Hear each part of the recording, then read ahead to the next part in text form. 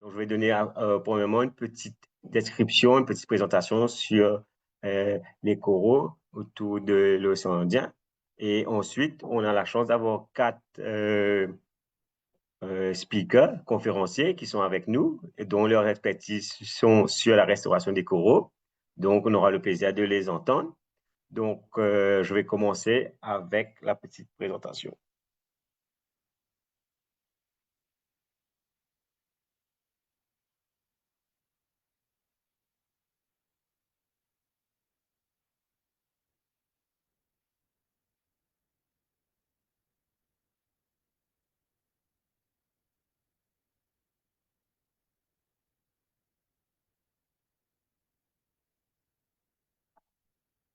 Donc, on va parler ce soir donc le titre de notre webinaire, c'est le retour des récifs dans l'océan Indien, science, espoir, action sous les vagues. Donc, je peux vous dire, donc, our presentation today is about reef revival in the Indian Ocean, science, hope, and action beneath the waves. So, we have the chance today to have among us Dr. Lucas Saponeri, Professor Gildas Todinari, Vashis Sitapa, et Henri Fidine Housseni. Donc, on aura des présentations de leur part. Donc, ce sera un grand plaisir parce que ce sont des gens qui travaillent sur la restauration des coraux dans l'océan Indien. Donc, premièrement, je vais faire une petite présentation sur ce que sont les NBS, donc Nature-Based Solutions, donc les actions fondées sur la nature.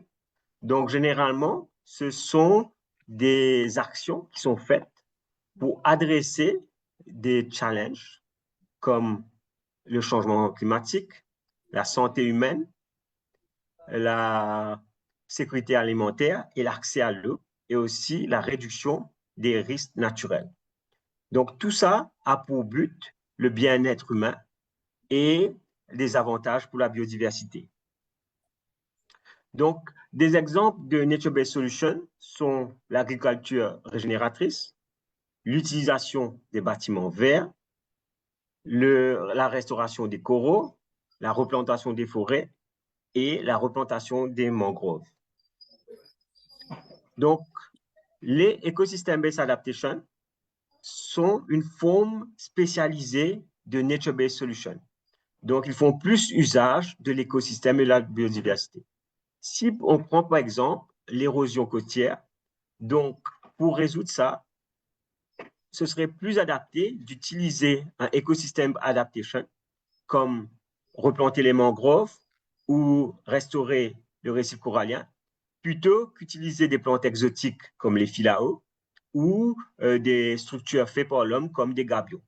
Donc, c'est ça les écosystèmes des adaptations. Donc, utilisation des écosystèmes pour combattre, pour s'adapter aux effets du changement climatique. Donc, c'est quoi des récifs coralliens?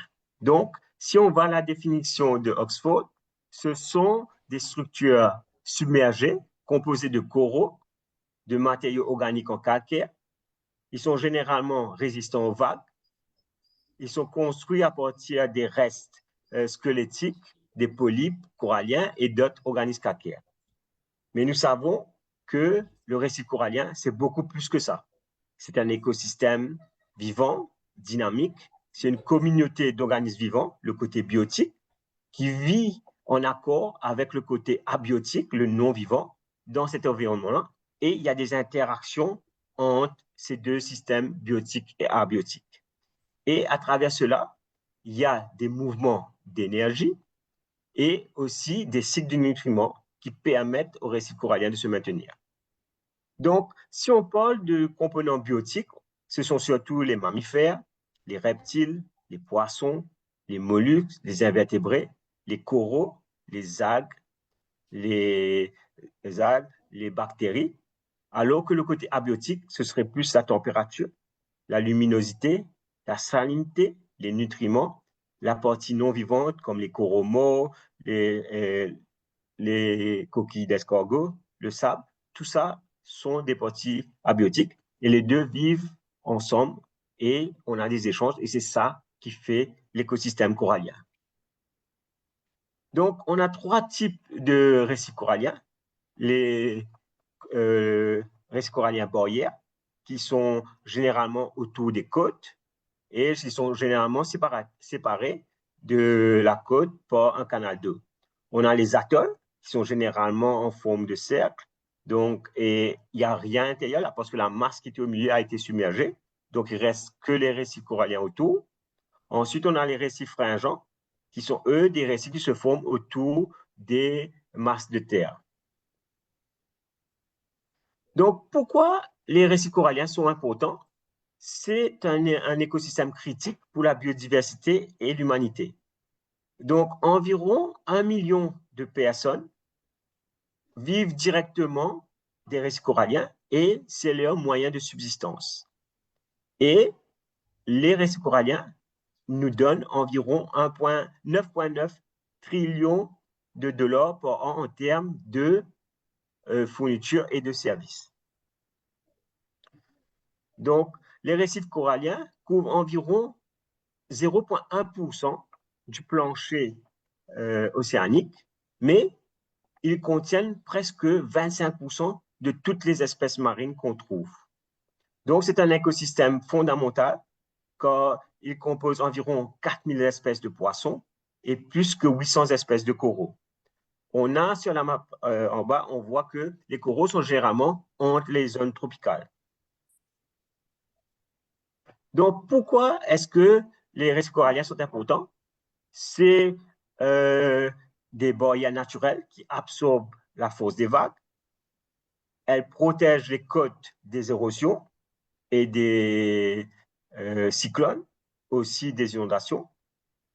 Et ils préviennent des dommages aux matériaux pour plus de 60 millions de dollars et ils réduisent le risque d'inondation pour plus que 15 millions de personnes par an. Donc, ils sont aussi un important contributeur au écosystème based adaptation. Donc, c'est un des écosystèmes qui est le plus utilisé pour aider à combattre le réchauffement climatique et s'adapter au changement climatique. Donc, ils aident à maintenir les écosystèmes océaniques en bonne santé, en gardant du carbone et aussi en faisant du cycle des nutriments. Ils ne sont pas un gros puits de carbone, mais leur valeur écologique l'emporte sur la quantité de carbone en termes de biodiversité, de protection des côtes et aussi de nourriture. Donc, les avantages qu'on a des récifs coralliens sont la protection de la côte, les activités touristiques, la production de nourriture en termes de poissons, de crustacés, la biodiversité qui vit et aussi une grande source où on trouve des médicaments qu'on peut développer pour aider la santé humaine. Donc, malheureusement, ces coraux sont en train de disparaître. Donc, en 2009 à 2018, on a perdu 14% des coraux vivants qu'on avait au monde. Donc, sur la map, vous avez un peu là où c'est perdu un peu dans toutes les zones. Donc, ce qu'on a perdu représente environ 11 700 km². Donc, c'est plus large que la barrière corallienne australienne. Donc, ça représente quand même une grande surface. Donc, le plus gros impact est causé au coraux par le changement climatique, qui lui-même est causé par l'utilisation excessive des fossiles fuels pour l'agriculture et aussi la déforestation et l'expansion industrielle. Donc, la perte des coraux et des récifs coralliens est majoritairement causée par la température de l'eau qui augmente et cela a causé le blanchiment des coraux. Et ces blanchiments de coraux, vu le changement climatique avec ces températures extrêmes, sont en train de s'intensifier globalement. Donc, on sait combien de coraux on perd, mais l'impact sur la dégradation des coraux est un peu moins étudié, mais on sait que cela aussi gagne du terrain. Donc, si on perd coraux, on aura les impacts qu'on va recevoir, il y aura une perte de biodiversité, il y aura une réduction de la protection côtière.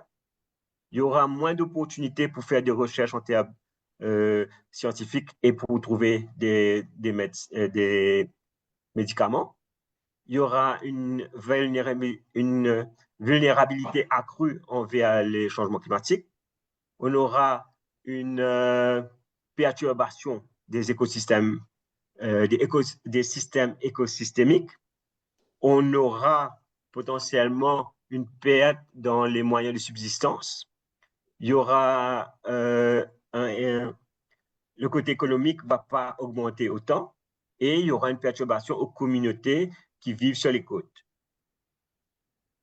Donc, si on se concentre un peu plus sur l'océan Indien, si on inclut le côté de l'Asie, du Sud et du Sud-Est, les récifs coralliens couvrent environ 200 000 km². Donc, c'est une grande surface. Et dans le côté est de l'océan Indien, on retrouve 6% des récifs coralliens globaux. Donc, ça représente environ 15 180 km². Et cela s'est retrouvé autour des pays comme le Kenya, la Tanzanie, Maurice, Seychelles, Madagascar, les Comores, la Somalie, le Mozambique, l'Afrique du Sud et la Réunion. Donc, dans l'ouest de l'océan Indien, on a environ entre 369 à 413 espèces de coraux. On a environ plus que 2200 espèces de poissons et plus de 3200 espèces de mollusques. Donc, ça représente quand même une forte biodiversité, mais tout cela est en danger car depuis 1998, dans l'ouest de l'océan Indien, on a perdu environ 25% de nos coraux, ce qui représente une baisse entre 40 à 30%. Mais durant l'épisode de blanchiment de 2024, on a 96% des coraux qui ont fait l'expérience du blanchiment. 80% ont montré de la sévérité et ont été affectés par le blanchiment. Et 40%, voire plus de 10%, font face à la mortalité. Donc, c'est quand même quelque chose assez grave. Donc, la perte de coraux, pour résumer, va réduire la quantité de biodiversité. Ça va peut-être affecter la protection de la côte et aussi affecter les moyens de subsistance avec le blanchiment des coraux qui est en train de s'intensifier dû au changement climatique. Les écosystèmes ont des difficultés à se régénérer par eux-mêmes. Donc, leur vulnérabilité est en train d'augmenter et ils sont moins résilients. Donc, c'est important de prendre des actions pour restaurer ces importants écosystèmes. Il y a beaucoup qui a déjà été fait, mais face à cette crise, il y a encore plus qui a été fait. Donc, d'écouter nos 4 conférenciers qui vont nous parler de ce qu'ils ont fait dans l'océan Indien. Et j'espère que ça va inspirer les autres et que ça va nous motiver à faire un peu plus pour sauver nos coraux et sauver nos récifs coralliens. Merci de votre attention.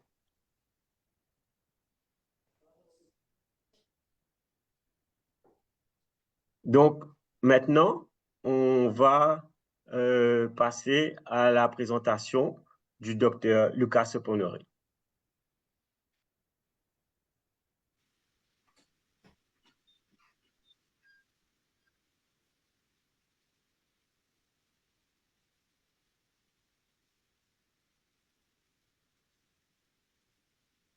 Hi everyone, thanks a lot for this great opportunity. It's amazing to hear the experience from the coral restoration project in the region and be able to share what is happening here in the Seychelles. I'm Dr. Luca Saponari, Senior Science and Technical Field Officer at Nature Seychelles for the project Reef Rescuers. We all know that coral reef ecosystem is an important component of countries and people's life globally. But we also know that those are in danger. Coral reef provides protein thanks to the availability of a great variety of fish. they also provide revenue thanks to tourism, and tourism are critical to finance protected areas. And reef protects against erosion. And I would like to The show you an recording has example of what is stopped. happening in Kuzen. On the top picture, you see the islands in 2017. And on the bottom, you see the same area in 2024 with an evident erosion of the coastline. This is a problem. We know that facilities, human facilities, are damaged by erosion all around the world. But this is also a problem for the wildlife. Here you can spot sea turtle. And you need to know that Kuzen is one of the most important sea turtle nests in the Western Indian Ocean. And sea turtles, they need to climb and walk on the beach and then find the right place and dig a hole for their eggs. In this case, they might be not able to climb this big step and dig the nest below the tide line. This will cause the unsuccessful hatchling and the loss of the nest itself.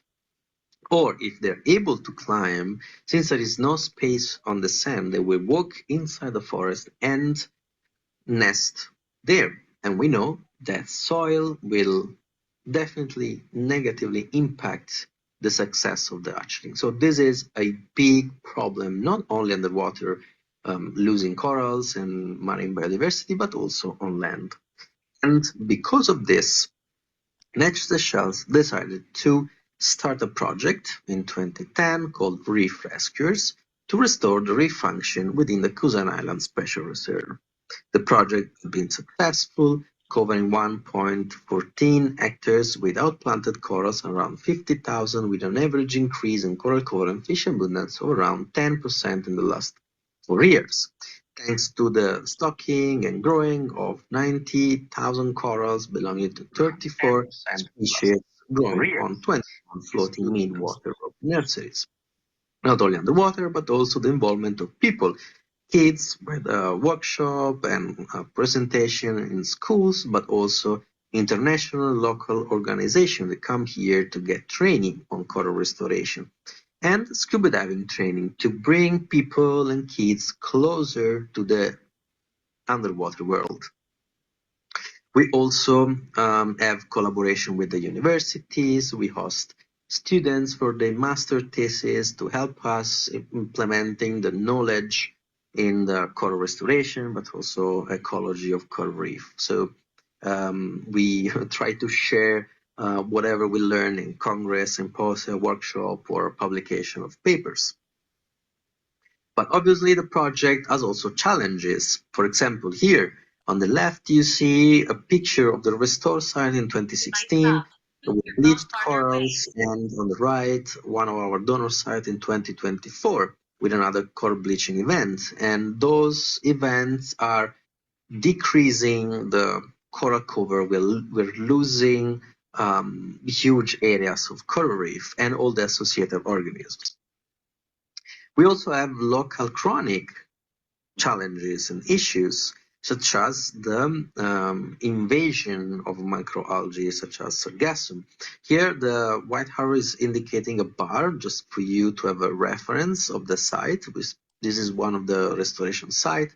In 2015 on the left, reaching corals and fish, and the same site in 2024 with macroalgae, loss of corals, and loss of fish. Luckily, I can also show you success of the restoration.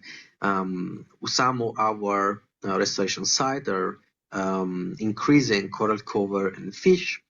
This is Atinopora, one of those sites, and you can have reference here in 2022 on the left, and after outplanting in 2 years in 2024.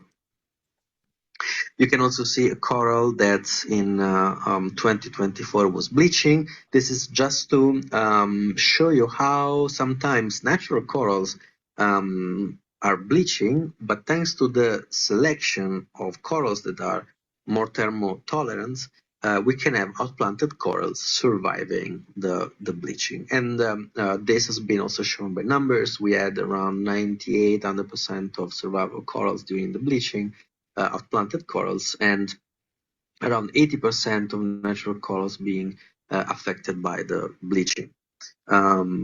While the outplanting and the restoration is working, an outcome is the increase of organisms associated to corals, such as fish in this case. Here, another example where you can see the increase in growth of corals. Another example where you can also appreciate the increase of this blue damselfish all around the outplanted corals from 2022 to 2024. And this is not only visual, but also detected by the monitoring that we do. Here is a photomosaic, where in red there is the area covered by the corals in 2022, and in yellow in 2024. And this gives an increase of 68% in the coral cover area. Another important aspect is the increase of rugosity. The rugosity is the complexity and the 3D structure. Just to understand, with no rugosity, the reef will be flat. With high rugosity, there are a lot of crevices up and down and areas where organisms can hide. And thanks to this outplanting, we had registered also an increase in rugosity. And the example, the success, is the increase of fish that you've seen in the other picture, but we also reported brittle crabs, shrimps, and many other organisms. We also have a facility on land, because the underwater work is sometimes really challenging, especially in the area around Cousin, which is really exposed. Sometimes the weather doesn't allow us to go in the water, and this would, for a long time, and this would decrease the successful growth of corals. Less corals would survive because the structure can overgrowth of algae. We can have damages to the structure, so they can collapse on the sand. So over a long time, this would impact the entire project success. The stepping on land will create an opportunity to reduce those issues and increase the control that we can have of the water, and so the success of corals survival. This is Africa's first land-based coral aquaculture facility for climate adaptation, called ARC, Assisted Recovery of Corals. Now we have around 2,000 microfragments from 12 genera, 11 species, and 10 genotypes. We can focus on thermotolerance corals. We can increase the diversity of morphologies, for example, including massive and crusting corals, and also create a kind of gene bank where we can have corals that are maybe locally extinct in the natural area because of the bleaching, for example, but still surviving in our land business, and we can reuse it to outplant back in the ocean. And not only microfragmentation, but also sexual reproduction is important to increase the genetic diversity of the outplanted corals. And this will happen thanks to the collaboration with the Coral Spawning Lab, who created a facility that can allow us to facilitate the spawning of corals, the sexual reproduction. And thanks to the funding from Canon, we will be able to put in place this facility and have it up and run by the beginning of next year. So at the end, the question that we always ask ourselves is, but is restoration working and worth it? There are a lot of criticisms about restoration working on the long term and a large scale. And it's true that coral restoration projects sometimes can fail if they're not done properly. But to be honest, from my experience of the last 5-10 years working in coral restoration, I think the real question we need to ask ourselves is, are you ready to be part of this revival? Because we know that there are projects all around the world that are successful. But we also know that restoration project is not only Luca or other colleagues from other organizations going in the water and planting corals. It's also when we go in a shop and choose a product that is sustainable, or we reduce plastic, or we choose daily to live a life that has a less impact on the ecosystem, not only the marine environment, but in general, the nature. This is part of restoration. And only if this will be a habit of every one of us, restoration will actually work on the long term and large scale. Thank you very much.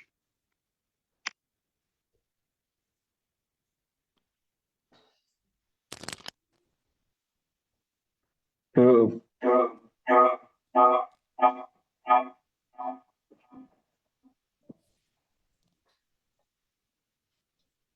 thank you, Luca, for a very interesting talk.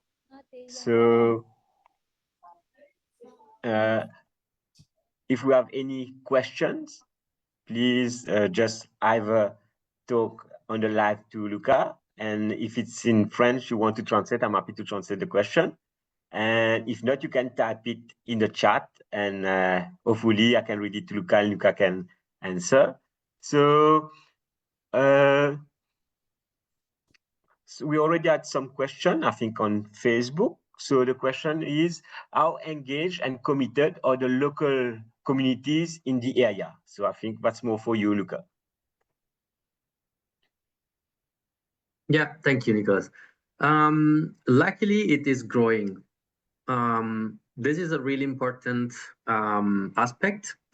So the work that we do with schools, for example, or with a resort that we have here in Prahlen, it's something that it's obviously important, but it allows us also to see how the local community is reacting to the, or answering, responding to the exposure of problems of coral reef, and the engagement into having this kind of daily, more sustainable life.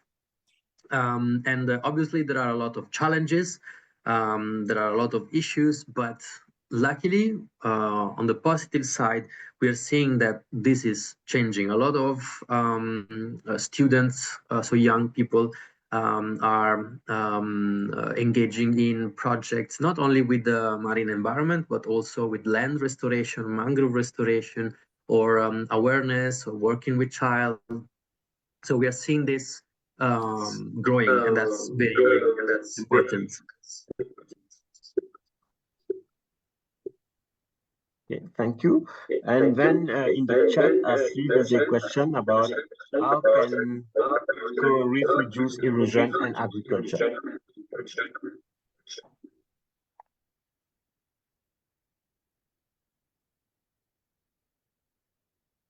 Sorry, Nicholas, is that, I think I've lost the question. Was that the question?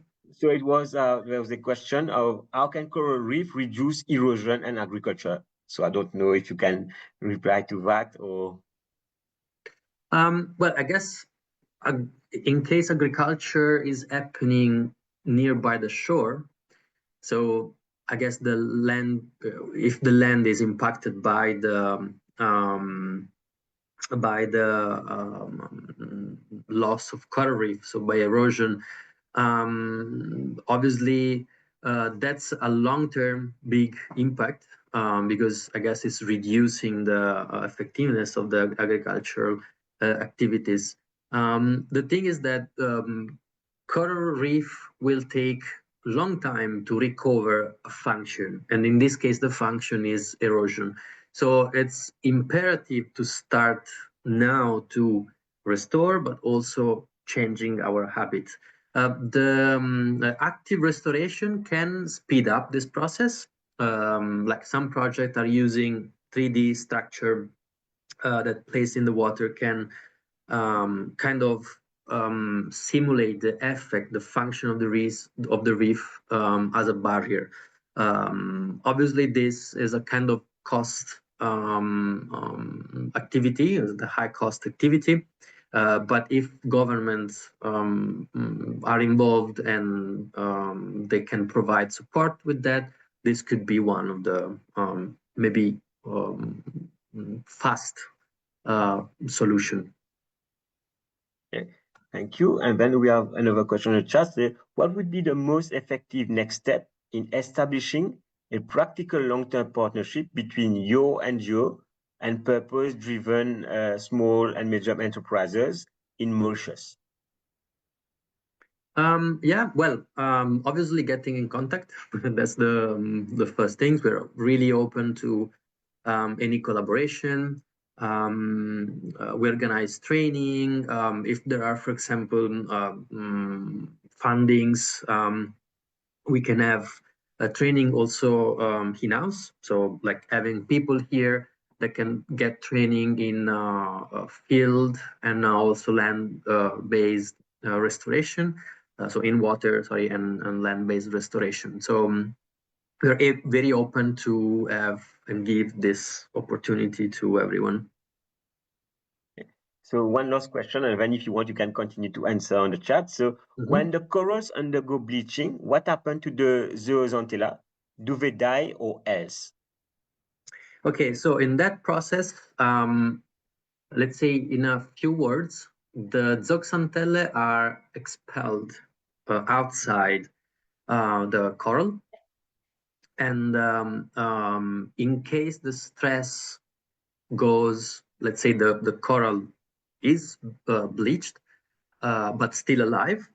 And let's say after the stress, can be temperature or any other stress, this will be able to recover the zooxanthellae from the environment around, and in this way recover the health.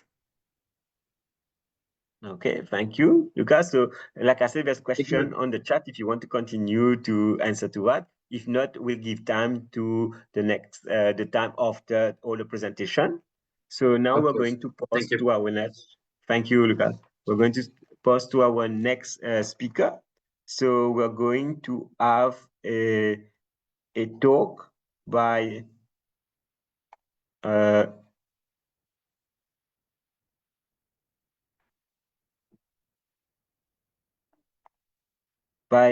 Henri Fidine Housseni, who's going to share how coral nurseries are reviving reefs and protecting coasts in Comoros.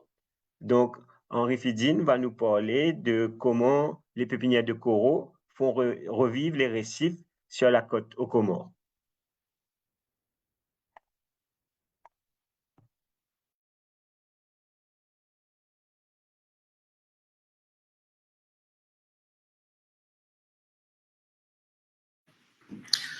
Bonsoir à toutes et à tous. Tout d'abord, je tiens à remercier chaleureusement Ebony-Forest de Maurice pour l'invitation à ce webinaire régional dédié à la restauration des récifs coralliens. Je salue également l'ensemble des participants et partenaires présents aujourd'hui. C'est un véritable honneur pour l'Agence Parcs nationaux des Comores de prendre part à cet échange régional d'expériences sur un sujet aussi crucial pour nos territoires insulaires. Dans cette intervention, je vais vous présenter l'expérience du Parc national Mitsamé-Bundulé, situé au nord de la Grande Comore à travers une initiative pilote de restauration corallienne que nous avons récemment lancée avec l'implication active des communautés locales. Avant d'entrer dans le vif du sujet, permettez-moi de vous présenter brièvement la structure de mon intervention. Je commencerai par rappeler brièvement l'objectif de notre initiative en lien avec les enjeux écologiques et sociaux spécifiques à notre territoire. Ensuite, je présenterai les objectifs concrets du projet tels qu'ils ont été définis sur le terrain. Nous verrons ensuite les actions et méthodologies mises en œuvre, puis je partagerai avec vous les résultats obtenus jusqu'à présent. Nous aborderons également les défis rencontrés et les leçons tirées à ce stade du projet. Et enfin, je conclurai avec les prochaines étapes prévues, y compris la création d'un jardin de corail. Le parc national Mitsamé-Bundulé couvre une superficie de 2300 hectares, 314 hectares et abrite environ 30 285 habitants, dont 80% dépendent directement des ressources marines. Voilà, les femmes y jouent un rôle central, notamment à travers la pêche à pied pratiquée sur le platier récifaux, une activité à la fois génératrice de revenus et nourricière. Malheureusement, l'état écologique des récifs coralliens est très préoccupant. Les derniers relevés indiquent que 80 à 90% des fonds récifaux présentent une couverture de coraux vivants inférieure à 10%, ce qui reflète un niveau de dégradation critique. Lors des épisodes de stress thermique, on enregistre jusqu'à 70% de blanchissement des coraux. Voilà, cette situation présente une menace directe pour la biodiversité marine, mais aussi pour la sécurité alimentaire et la résilience socio-économique des communautés côtières du parc. Face à ce constat, notre initiative a été conçue comme une réponse écosystémique et vise à renforcer la résilience des écosystèmes marins face aux effets du changement climatique, l'érosion côtière et la perte de la biodiversité. Elle a également pour objectif de protéger les moyens de vie des communautés côtières, en particulier des femmes et des pêcheurs qui dépendent quotidiennement des ressources pour se nourrir et subvenir à leurs besoins. En parallèle, on cherche à restaurer les fonctions écologiques des récifs et promouvoir l'adaptation locale fondée sur les écosystèmes, en capitalisant les services rendus par la nature pour renforcer la résilience humaine et environnementale. Voyons maintenant l'approche et la méthodologie que nous avons mise en œuvre dans le cadre de cette initiative. Notre approche repose sur la mise en place de pépinières coralliennes à but sélectif conçues pour identifier et propager des espèces plus résistantes au stress thermique et aux conditions environnementales changeantes. Nous avons installé 2 pépinières d'une dimension de 4 mètres carrés chacune, soit un total de 8 mètres carrés de structures linéaires. Ces dispositifs ont été fabriqués localement à partir des tubes en PVC, des fers et des ciments. Et sont conçus pour résister aux forts courants de la zone. Voilà. Nous avons ensuite choisi des fragments de coraux qui ont été fixés principalement des espèces fixés sur des cordes. Et puis nous avons également choisi un site qui est ce site. Le choix de ce site est un facteur déterminant pour maximiser les chances de réussite. Nous avons sélectionné une zone présentant des conditions écologiques favorables telles qu'une profondeur environ de 1,5 m à marée basse, une bonne circulation de l'eau assurant une oxygénation constante et une visibilité stable favorable à la photosynthèse de coraux et une faible présence d'algues concurrentes. Voilà, parmi les résultats, nous avons procédé. Je vais vous présenter d'abord l'installation des pépinières coralliennes. Nous avons procédé à l'installation. Nos installations, c'est une réussite d'abord parce que les dispositifs fabriqués localement à partir du tuyau de PVC et des barres de fer et des ciments ont jusqu'à présent démontré une solide résistance et une bonne adaptabilité au milieu marin, notamment face aux houles et aux courants. Au total, environ 800 fragments de coraux ont été fixés sur des cordes suspendues à raison de 15 fragments par corde, répartis sur 54 cordes avec un espacement de 50 cm entre chaque fragment. Cela présente une surface restaurée estimée à environ 200 mètres carrés. Les pépinières ont été installées dans un site écologiquement favorable, caractérisé par un courant modéré et régulier assurant une bonne oxygénation, une bonne pénétration de la lumière et une faible profondeur, facilitant l'entretien et le suivi régulier. Après l'installation des 2 pépinières, nous avons rapidement observé des signes encourageants de reprise écologique. Tout d'abord, les taux de survie sont très élevés, atteignant 97%. ce qui témoigne de la bonne adaptation des fragments au site choisi. Seuls quelques fragments situés sur le corde supérieur sont plus exposés aux rayons, et qui sont plus exposés aux rayons directs du soleil ont montré des signes de stress en début de période. Mais ils ont repris leur croissance et leur adaptation après quelques semaines sans intervention extérieure. Voilà, sur le plan de croissance, vous voyez les photos qui sont là, ça ce sont les résultats après juste 5 mois de fixation. Sur le plan de croissance, nous constatons des résultats particulièrement positifs chez certaines espèces, notamment chez la Corpora formosa, qui montre une croissance rapide, suivie d'un Corpora loripes, puis le Possilopora vericosa, qui développe déjà des nouvelles ramifications. En parallèle, nous avons observé une dynamique de récolonisation naturelle autour de pépinières marquée par une apparition d'organismes bifoulantes bénéfiques tels que les éponges et les algues calcaires qui contribuent à la stabilisation de substrats. Et surtout, une colonisation progressive des faunes marines attirées par les structures des pépinières. Concernant l'entretien de pépinières, nous avons mis en place un suivi rigoureux qui consiste à évaluer systématiquement la survie, la mortalité et les signes de blanchissement dans chaque pépinière. Contrôler la stabilité des structures, vérifier l'état des cordes et réajuster les fixations si nécessaire.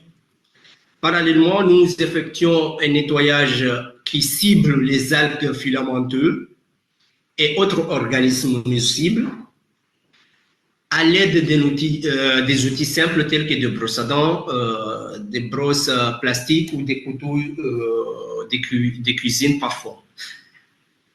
Ici, il est important de préciser que nous laissons volontairement en place les algues calcaires qui jouent un rôle bénéfique en consolidant les substrats et favorisant la fixation des coraux.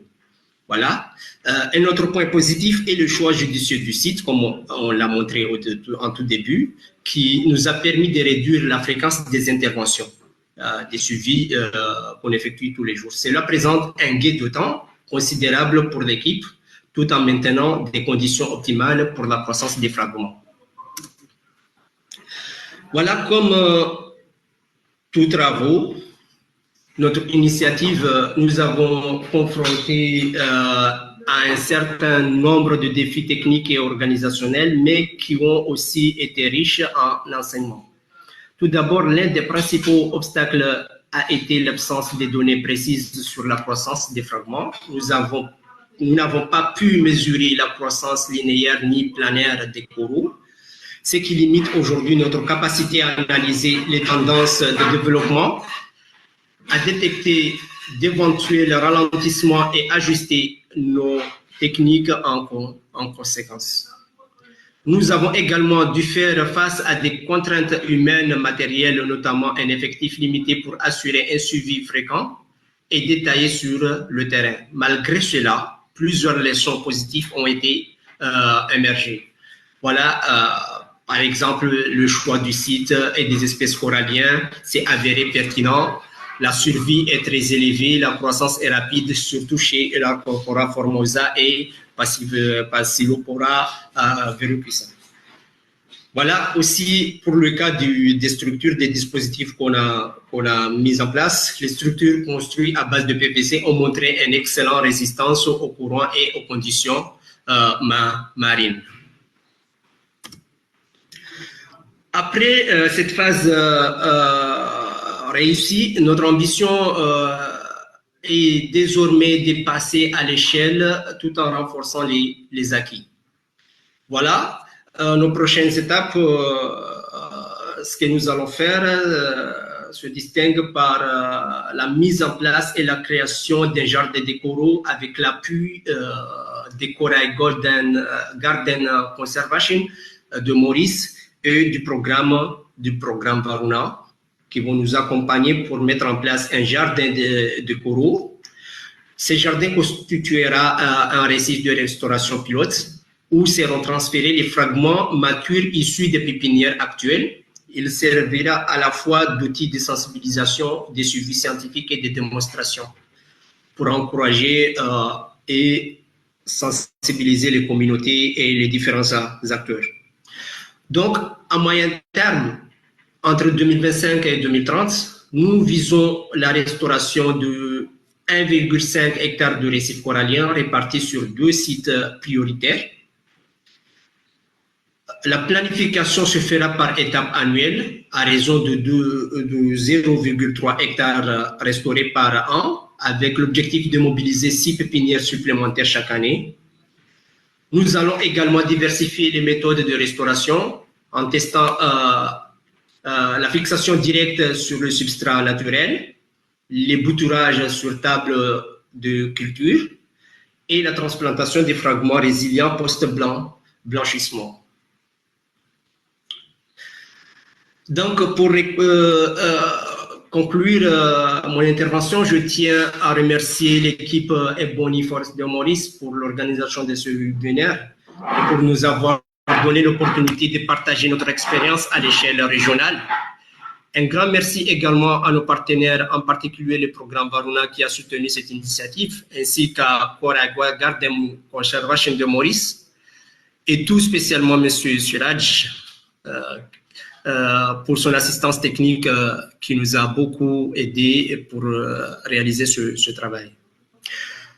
Je souhaite également exprimer ma gratitude à nos partenaires institutionnels majeurs, notamment le gouvernement des Comores et le Jeff Pnuid, qui ont accordé l'extension du projet afin d'atteindre nos objectifs à plus grande échelle. Enfin, un remerciement tout particulier à notre équipe locale, aux communautés côtières et aux pêcheurs engagés sur cette action, qui sont véritablement au cœur de cette initiative. Ainsi s'achève mon intervention. Merci à toutes et à tous pour votre attention. Merci.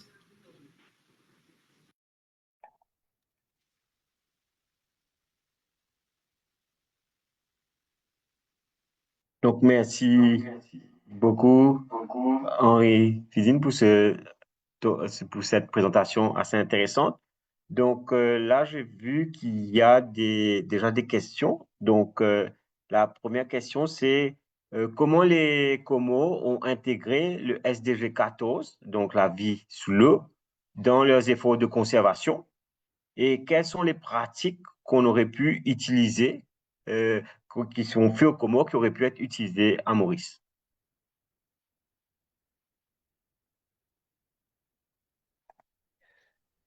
D'accord, merci.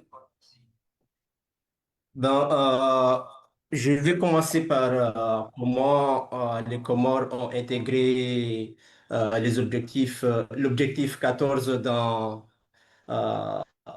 dans la gestion de l'eau, des océans, ainsi de suite. Premièrement,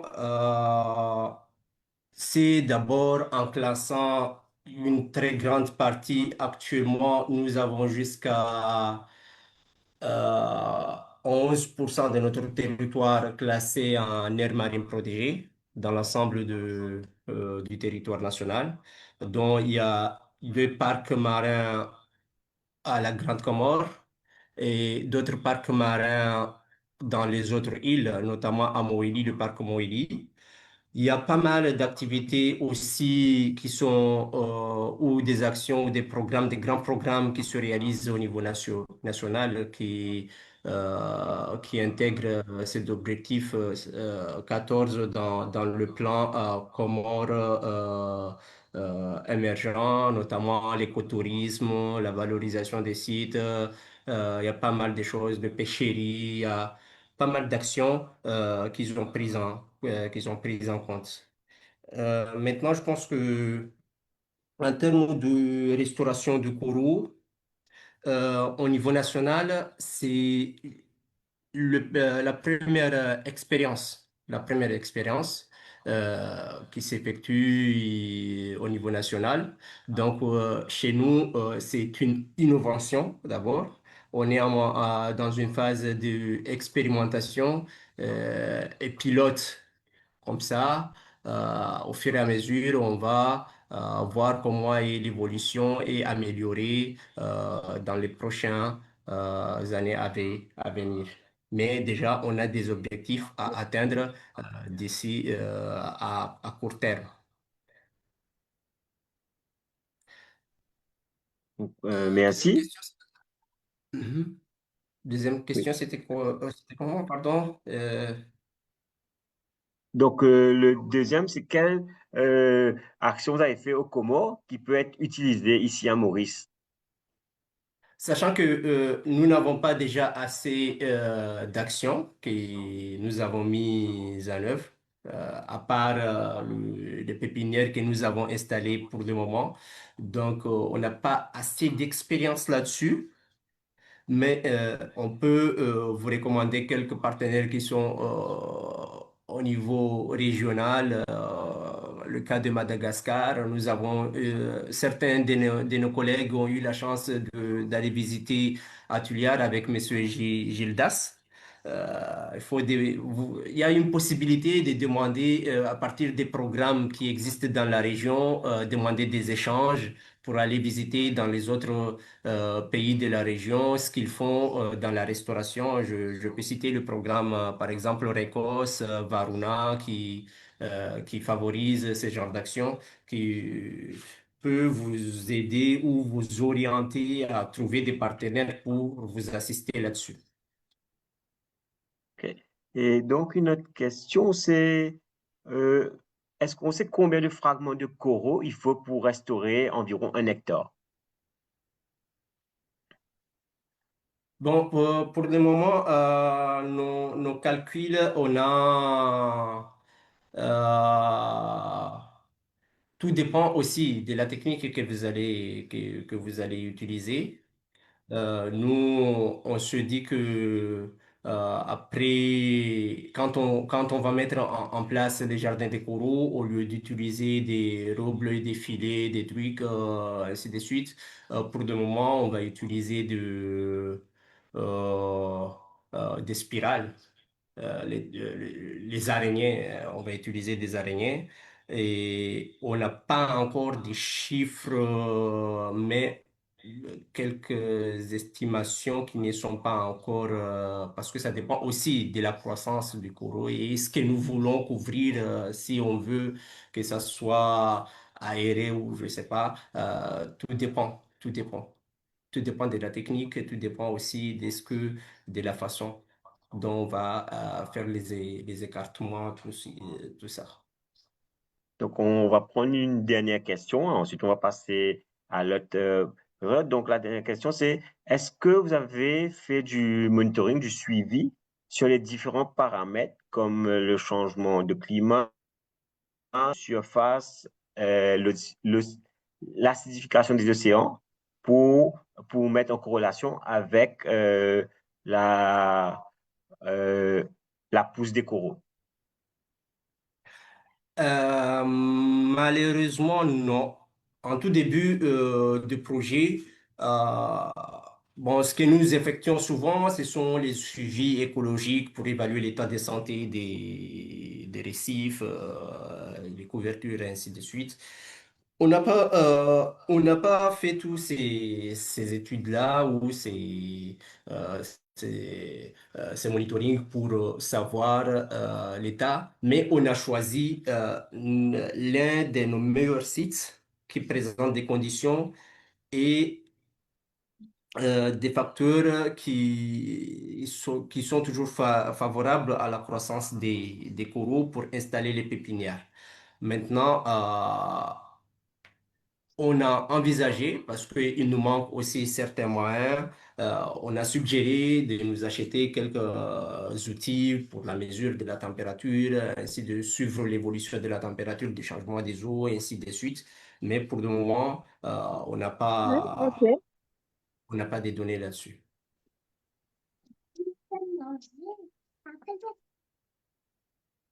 OK, merci beaucoup. Donc, on va prendre d'autres questions à la fin et là, on va passer à notre prochain conférencier.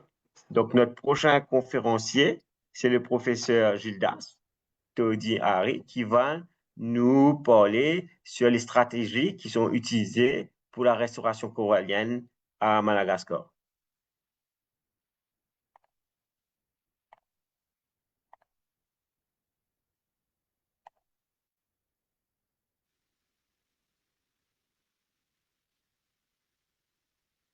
Bonjour à tous.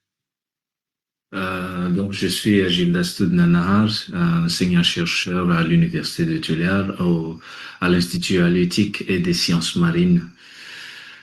Je vais parler aujourd'hui de quelques innovations transdisciplinaires et des efforts transdisciplinaires basés avec des communautés et pour la restauration récifale, principalement pour le cas, notre expérience sur Madagascar. Nous savons que les récifs coralliens comptent parmi les écosystèmes les plus riches et les plus productifs au monde, et ils revêtent une importance économique et sociale et culturelle considérable pour les communautés côtières, notamment grâce au développement de la pêche, de l'aquaculture et des services touristiques, entre autres. Ces dernières années, en lien avec les objectifs du développement durable des Nations Unies, le concept d'économie bleue ou d'économie océanique a été adopté pour promouvoir la croissance économique tout en assurant l'inclusion sociale et la préservation écologique. Et aussi, en 2017, les parties prenantes à l'échelle mondiale ont proposé une compréhension commune de l'économie bleue afin de souligner l'importance de cette approche pour les États insulaires en développement et les pays côtiers les moins avancés. Madagascar est l'un des points chauds mondiaux de la biodiversité, mais c'est malheureusement aussi un endroit où cette biodiversité est particulièrement menacée et où les populations, notamment côtières, comptent parmi les plus vulnérables, les plus pauvres au monde. Et dans les zones côtières les plus peuplées, par exemple dans le sud-ouest du pays, de Madagascar, on observe les impacts de techniques de pêche destructrices intensives aussi, ainsi que la dégradation des habitats récifaux, en l'occurrence notre sujet d'aujourd'hui. Bon, heureusement, il y a quand même des solutions. Parmi ces solutions, les aires marines protégées ont été initiées, développées depuis plusieurs années, tout comme les réserves de pêche, notamment les réserves de poulpes. Les récifs artificiels et les dispositifs de concentration de poissons font également partie des solutions mises en place, tout comme la transplantation corallienne et même l'ensemencement de larves de coraux ou d'autres organismes marins.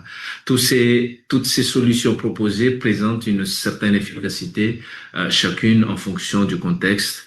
Mais toutefois, aucune ne répond véritablement à l'ensemble des besoins, qu'ils soient d'ordre écologique ou liés, par exemple, à l'approvisionnement en protéines par la pêche.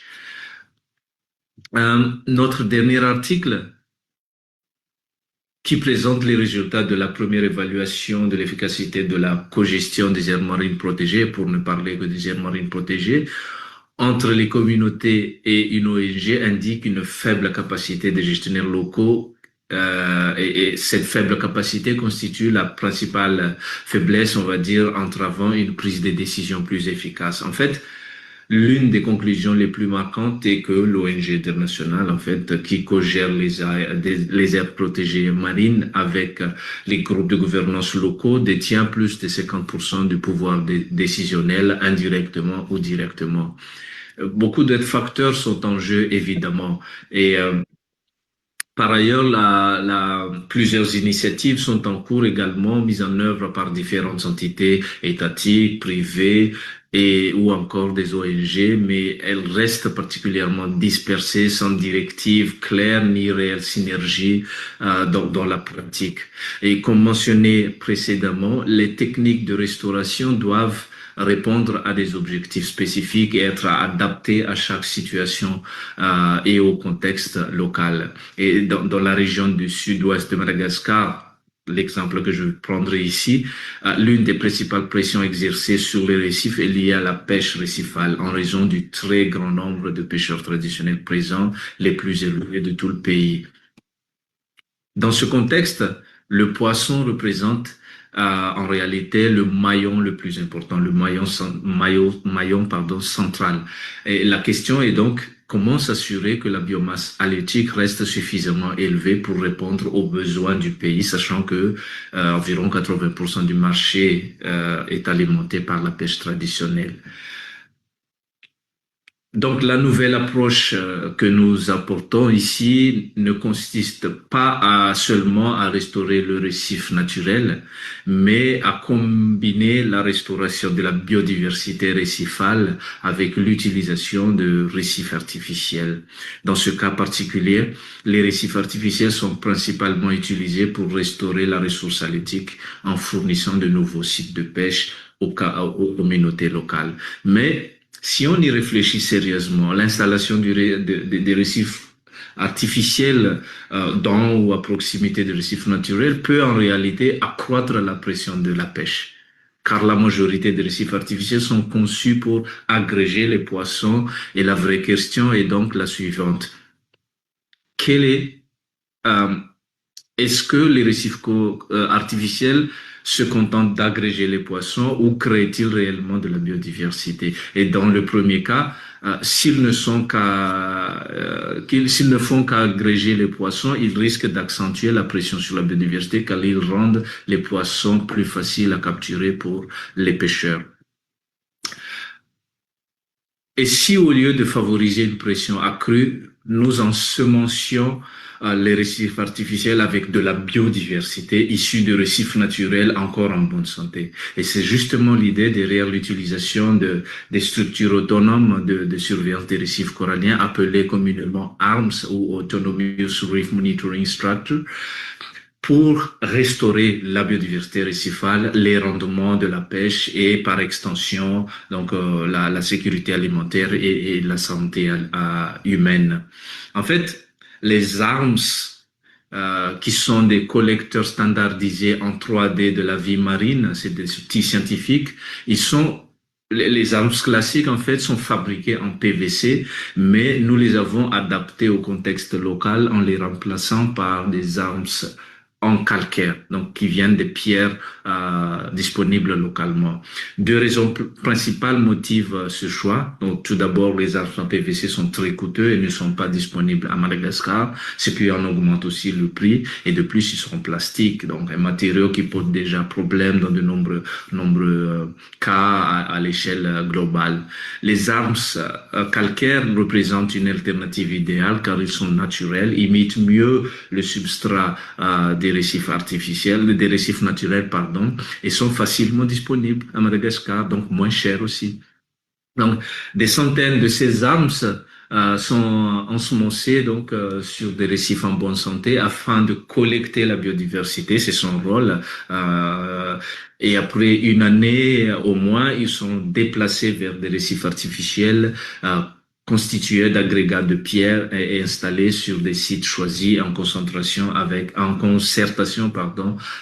les communautés. Et notre hypothèse est donc que le placement des arbres ensemencés sur ces nouveaux récifs artificiels augmentera la biodiversité et par conséquent les rendements de la pêche dans les villages concernés. Concrètement, nous avons commencé par la construction des arbres en laissant la communauté les assembler et les déployer sur la zone la plus saine du récif corallien dans notre zone d'étude. Après plus d'un an, les arbres sont supposés avoir collecté plus de 85% de la biodiversité de ce récif en bonne santé, y compris la biodiversité cryptique, ainsi que les bactéries, les virus, qui sont des composantes essentielles d'un récif corallien. Ensuite, nous construisons les récifs artificiels sur des sites choisis conjointement avec les communautés avant d'y déplacer les arbres et les ensemencer sur les récifs artificiels. Dans le cadre de ce projet, de cette recherche, nous construisions en fait 6 récifs artificiels d'1 hectare chacun. Et voilà en fait comment, à quoi ressemble un bras de récif artificiel avec des arbres déployés. Nous y avons également ajouté davantage de coraux en utilisant les araignées, les Mars stars ou des structures métalliques sur lesquelles des fragments de coraux sont fixés afin de maximiser la dominance des coraux scléractinières. En fait, une partie de la biodiversité recrutée par les arbres provenant d'un récif naturel après 1 an et demi d'immersion, vous le voyez sur ces images-là. On remarque une dominance d'algues calcaires qui font partie des éléments fondamentaux d'un récif corallien en bonne santé, ainsi que la présence de recrutement de coraux sur les arbres en PVC standard. Aucun recrutement de coraux n'a jamais été mentionné officiellement, ce qui rend les arbres en pierre calcaire d'autant plus efficaces, notamment sur cet aspect particulier. Les observations visuelles et à la loupe binoculaire révèlent déjà une diversité importante recrutée. Et nous entendons encore les résultats des analyses métagénomiques qui nous permettront de mieux comprendre l'ensemble de la biodiversité, y compris les bactéries et les virus et toutes les espèces cryptiques sur ces structures. Mais par-dessus tout, l'engagement et l'adhésion des communautés sont essentiels à la réussite de cette recherche et de cette action. Et c'est pourquoi nous organisons régulièrement des ateliers animés par les chercheurs avec un soutien d'une ONG bien implantée dans la zone d'études, et principalement partenaires des communautés dans notre zone, et comprendre les besoins et les objectifs des communautés ainsi que leurs préférence quant à l'emplacement des récifs artificiels par rapport à leurs activités principales a représenté un véritable défi pour nous. Mais grâce à la participation de collègues expérimentés en communication sociale et organisation communautaire, nous avons pu obtenir des accords signés de la part de toutes les communautés pour la mise en œuvre du projet de recherche en l'occurrence. Et voici quelques photos en fait illustrant cette implication des communautés dans tout le processus, notamment la mise en place, la construction des arbres, mais aussi la construction des récifs artificiels. En fait, je souhaite partager que né du développement de l'aquaculture communautaire de concombres de mer dans le pays, une plateforme informelle a vu le jour réunissant des représentants des communautés, des entreprises privées d'aquaculture, des ONG, des autorités publiques ainsi que des institutions de recherche publiques. Et cette plateforme visait à favoriser les échanges, à augmenter la chance de la durabilité de l'activité. Cette forme de collaboration s'est développée et les sujets abordés sont élargi à d'autres aspects comme la recherche et le financement, développement de nouvelles activités. Mais cependant, ce réseau est resté au stade de partage d'informations, chaque acteur travaillant seul ou presque dans la conception, la mise en place et la réalisation même du projet. Donc, cette forme de relation ne garantit pas, en fait, de synergie entre les activités. Et d'après nos expériences dans cette structure aquacole, je pense que cela peut conduire à ce que j'appelle une collaboration croisée,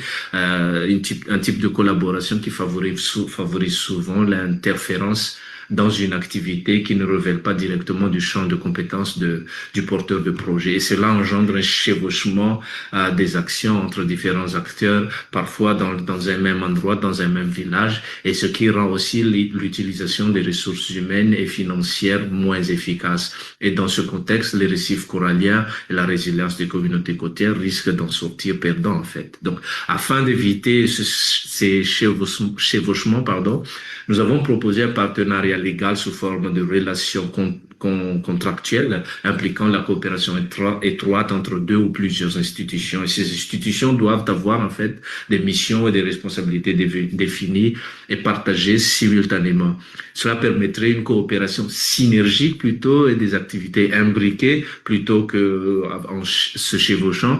Et cela assurerait une utilisation efficace, je pense, des ressources humaines et financières de chaque partie. Les récifs coralliens, les communautés n'en sortiront que gagnants avec une résilience renforcée.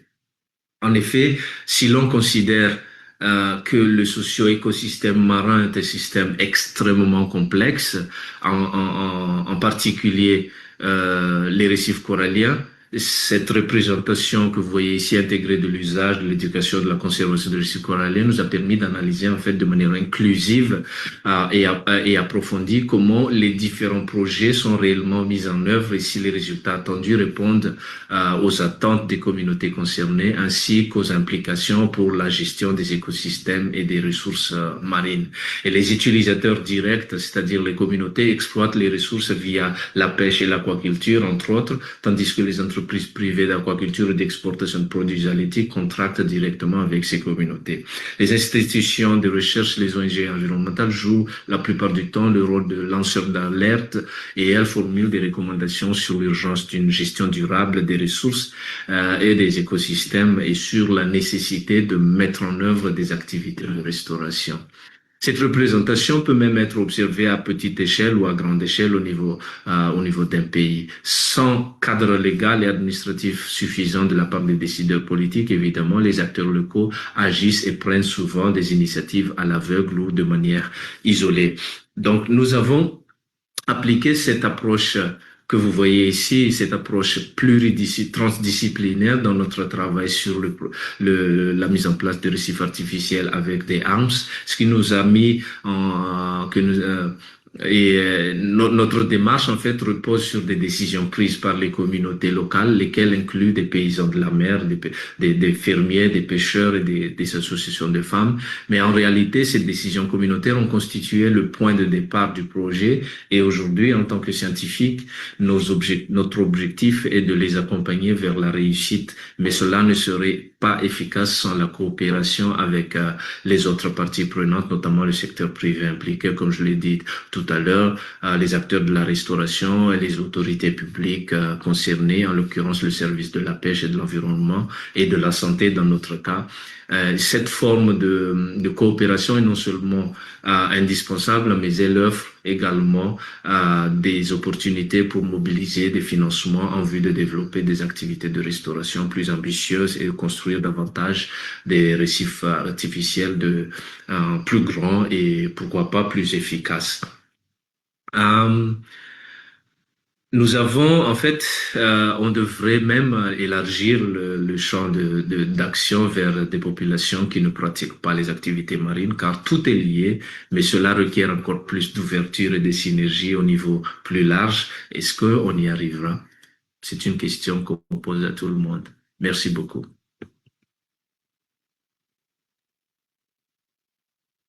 Donc, merci beaucoup, Gildas, pour cette présentation très intéressante. Donc, je ne connaissais pas les ARMS, mais j'ai découvert, ça a l'air une approche très intéressante. Donc, ça a quand même beaucoup de prospects. Donc, je crois qu'on a des questions pour toi. Donc,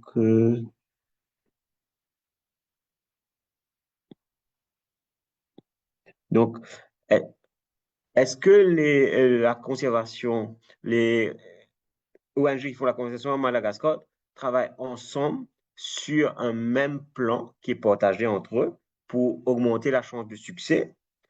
Et aussi, est-ce que l'expérience qu'on a à Madagascar peut être bénéfique aux ONG qu'on a à Maurice en termes de collaboration et d'échange de connaissances?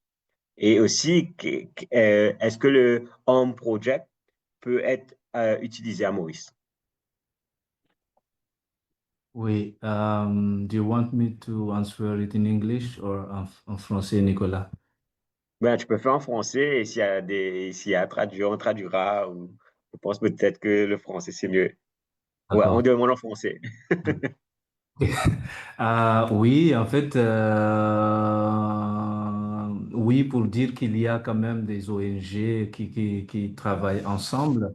En fait, la plupart des ONG, des parties prenantes travaillent ensemble, mais seulement après la plupart du temps, en tout cas, après que le projet soit, enfin, pour la mise en place, et très peu de co-construction du projet se fait avant même, en amont même de la définition du projet. Et c'est ça qui manque un petit peu parce que quand un projet est déjà bien défini, bien écrit, il est difficile parfois d'adapter au contexte local ou d'adapter aux autres parties prenantes. Donc, c'est surtout pour cela que je fais on va dire, appel à co-construire dès le début même, dès qu'on a une idée, allez, on parle avec les autres. Peut-être que les autres aussi ont une idée. En fait, parfois, il y a des, il y a des, il y a des fois où tu as beaucoup de parties prenantes qui travaillent sur un même site avec les mêmes activités, avec différents partenaires financiers. Et ça, c'est pas efficace, c'est pas efficient en tout cas en termes d'utilisation. Et donc, c'est ça qui est important dans la,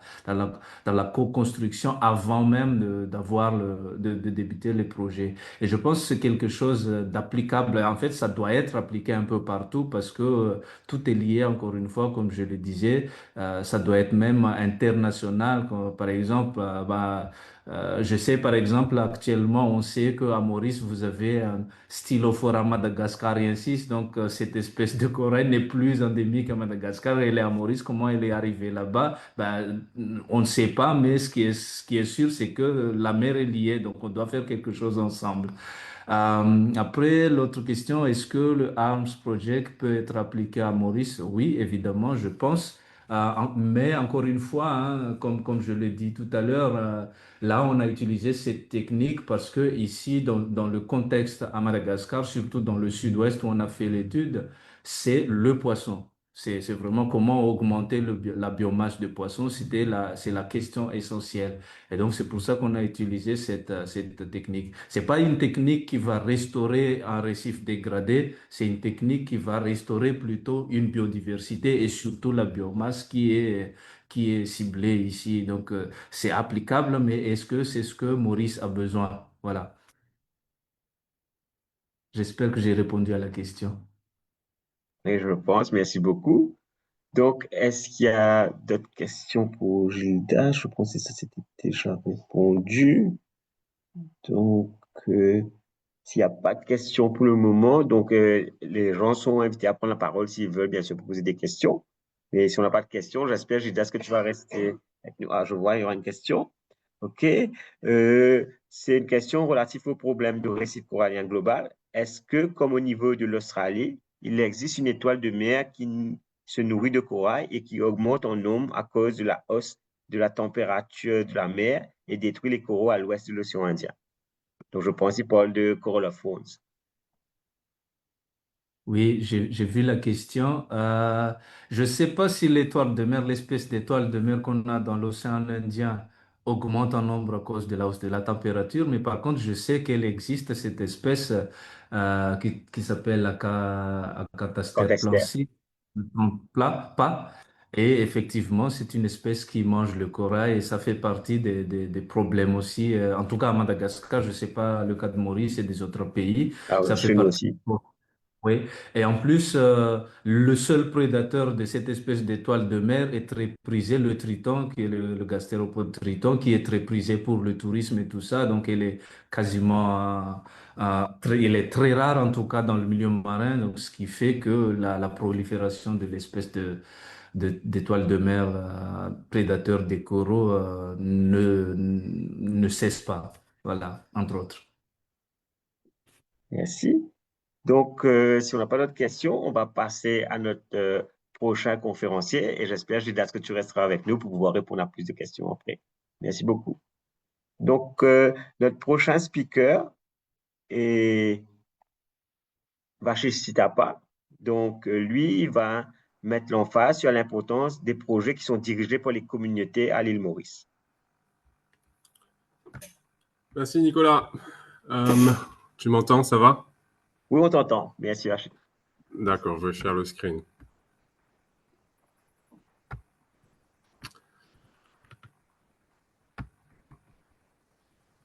Alors,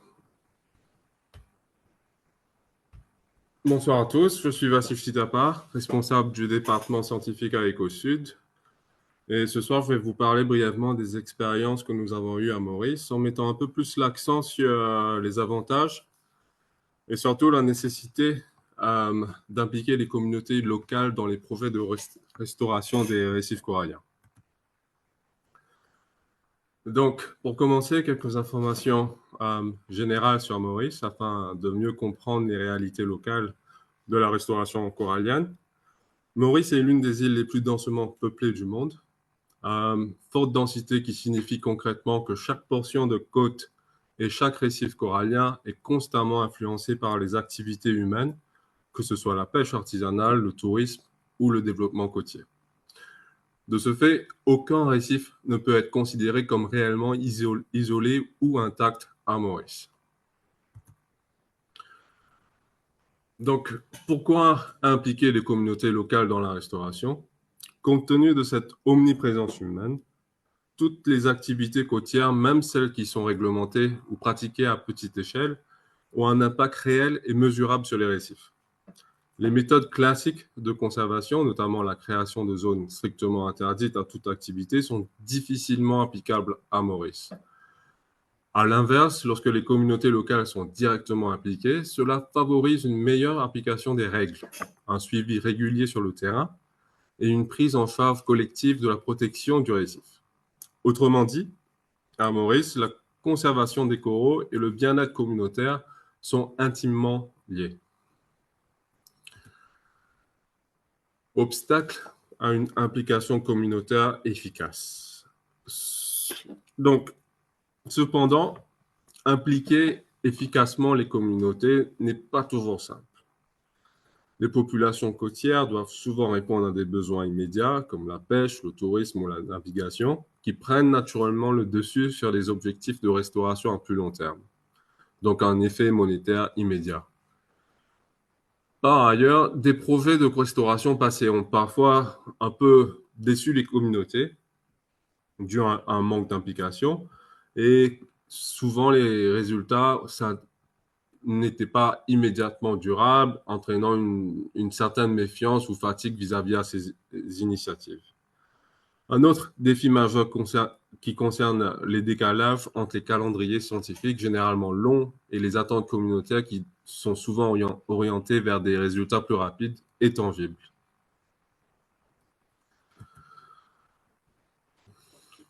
Rendre la participation communautaire réellement efficace. Pour surmonter ces défis, nous avons appris à adapter nos stratégies en fonction des réalités locales. Nous fournissons par exemple une formation complète qui inclut non seulement des connaissances écologiques, mais aussi des compétences pratiques telles que la plongée libre, le secourisme et même la sécurité maritime. Des formations qui contribuent un peu à renforcer la participation en offrant des opportunités d'emploi à long terme, notamment principalement dans le secteur touristique. Nous adoptons également une attitude réaliste et flexible. Nous comprenons que la conservation ne peut pas toujours être la priorité immédiate des communautés. Nous envisageons par exemple d'adapter les horaires ou d'offrir des solutions telles que la garde d'enfants pour faciliter l'implication des femmes dans nos projets.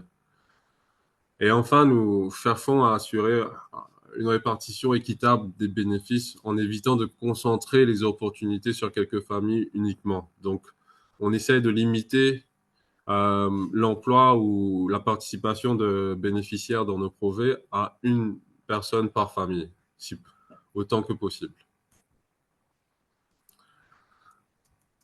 Donc, on va prendre exemple sur un projet que nous sommes en train d'appliquer en ce moment, un projet de la UNDP pour la restauration corallienne à Grand Port dans le sud-est de Maurice. Et pour illustrer ces propos, avec ce projet, on a lancé en 2021 et nous avons directement formé 43 membres de la communauté locale de la région, qui sont majoritairement des femmes, aux techniques de restauration corallienne, au suivi écologique et à la sécurité en mer. Notre objectif était un peu ambitieux, et toujours ambitieux, et c'est de restaurer environ 1,6 hectares de récifs coralliens en plantant environ 80 000 à 120 000 fragments coralliens dans le parc marin de Blue Bay. Ce projet n'est pas seulement destiné à la restauration écologique, il visait aussi à l'autonomisation communautaire en renforçant des compétences utiles à long terme. Mais on a dû faire face aux réalités des imprévus climatiques. La restauration corallienne n'est jamais un chemin linéaire. Nous avons récemment fait face à d'importants revers climatiques. En 2024, nous avons fait face au cyclone Belal et en 2025, une vague de chaleur marine qui s'est étendue de février 2025 à mai 2025. Ces événements ont gravement affecté nos pépinières coralliennes, réduisant considérablement la survie des fragments et ralentissant le projet. Cependant, grâce à l'implication directe et rapide de notre équipe communautaire, nous avons pu réagir efficacement, réparer les structures endommagées par le cyclone, replanter des fragments coralliens et intensifier le suivi suite aux différents facteurs environnementaux extrêmes. Cette réactivité nous a permis à une reprise rapide du projet malgré ces défis. Donc, les leçons apprises, c'est que la résilience des coraux et des sites sont difficiles à implémenter dès le commencement. Donc, il faut apprendre petit à petit. Tous les coraux ne réagissent pas de la même façon identique au stress environnemental. Des espèces telles que Porites, la Pavona et le Lobophylla se sont montrées nettement plus résistantes que des espèces sensibles comme les Acropora. De plus, certains individus au sein d'une même espèce ont mieux résisté, ce qui nous oriente désormais vers une sélection ciblée de coraux les plus résilients, se basant aussi sur le côté génétique. Nous avons identifié aussi des zones lagunaires spécifiques qui agissent naturellement comme refuge, moins touchées par les variations de température et aussi de la sédimentation. Ces découvertes actuellement guident nos choix pour une restauration plus efficace dans le futur.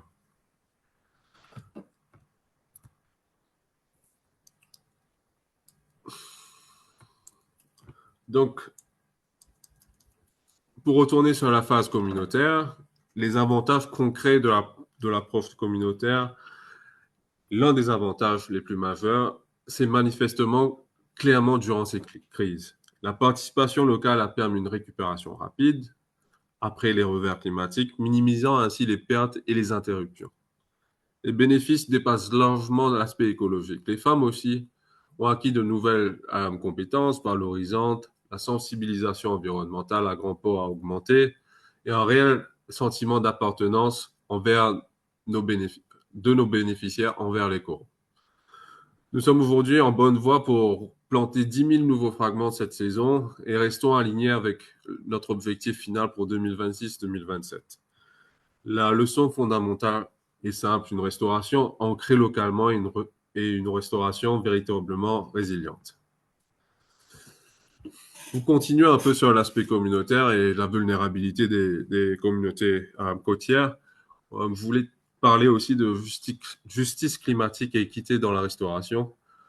Aborder brièvement la question essentielle de la justice climatique. Les communautés côtières de l'Afrique de l'Ouest, l'océan Indien de l'Ouest, sont parmi les moins responsables du changement climatique global et pourtant celles qui subissent ses conséquences les plus immédiates et sévères. La restauration corallienne, lorsqu'elle est inclusive, devient alors un outil puissant et équitable par l'emploi, par la formation et en assurant un accès équitable aux ressources restaurées. Ce n'est qu'en impliquant activement ces communautés, en plaçant leurs besoins et leurs attentes au cœur de nos actions que nous pourrons réellement parler de justice climatique et d'équité environnementale. Pour conclure rapidement, la restauration corallienne à Maurice ne peut être envisagée indépendamment des populations locales. L'intégration sincère et pragmatique des communautés dans nos projets est clé d'une résilience durable, tant pour nos récifs coralliens que pour les populations qui en dépendent directement. Je vous remercie vivement pour votre attention et je suis maintenant, si vous avez des questions, n'hésitez pas. Merci. Merci beaucoup pour ta présentation, très intéressant. Et donc, on a déjà une question. Est-ce que le Wakashio a aussi affecté les corails?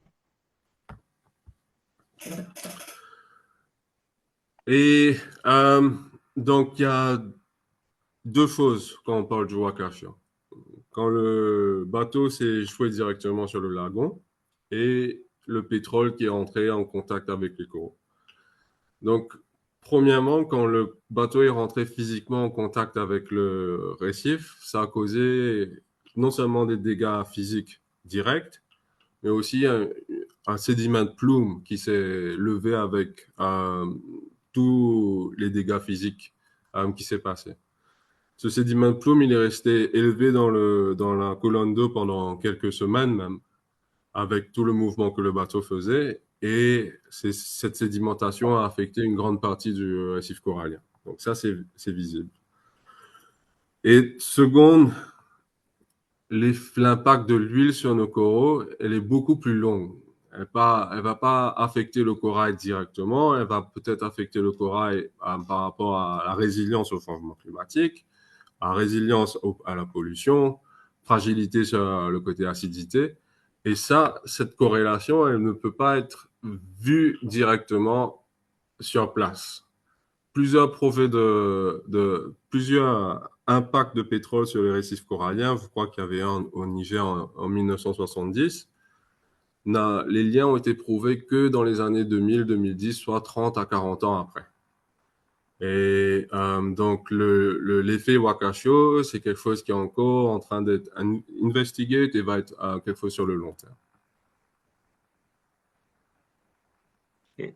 Merci. Donc, une autre question, c'est les activités d'Ecosud sont payantes. Cela décourage le volontarisme et surtout une collaboration à long terme des volontaires et développer un esprit communautaire. Est-ce la même chose dans les autres pays? Je ne sais pas si tu peux répondre à ça. Donc, les activités de Ecosud sont payantes. Cela décourage le volontarisme. Non, donc, il y a des activités payantes sur le terme de bateau et guide. Mais on organise, donc il y a le bateau qui est payant et tout, donc oui. Mais on organise des sorties avec des Mauriciens, avec des écoles qui sont non payantes, et pour essayer de développer un esprit communautaire et assez éducatif avec les jeunes aussi. Et l'autre, il y a It is a known method for cleaning corals in aquarium, the use of water jetting. So instead of trying to grow corals from fragments, have any of you considered jetting off algae growth of affected existing corals? Donc, je pense que ça, c'est un peu plus général, mais bien sûr, si tu veux répondre. Oui. Donc, en général, les coraux n'ont pas besoin d'être interférés. Donc, quand on commence à interférer dans un écosystème, c'est qu'il y a un débalancement. Pourquoi il y a de l'algae growth? C'est un peu une question qu'il faut répondre avant d'affecter le symptôme. Et c'est pareil pour la restauration de corail. Il ne faut pas adresser seulement les symptômes, il faut retrouver les causes et essayer d'adresser les sources de problèmes. Si c'est la pollution, le changement climatique, c'est un peu plus difficile à adresser. Mais si on adresse seulement le côté algae growth, ça peut être dû à un débalancement du changement climatique, un flux d'eau douce dans nos récifs, beaucoup plus de nutriments à cause de la pollution, ou ça peut même être overfishing, une surpêche qui est activement en train d'éliminer les herbivores qui vont causer un peu plus le côté algae growth. Donc, oui, on peut adresser ce problème, ce symptôme, mais il y a des activités qui sont beaucoup plus ciblées, qui pourraient adresser la source du problème plus efficacement.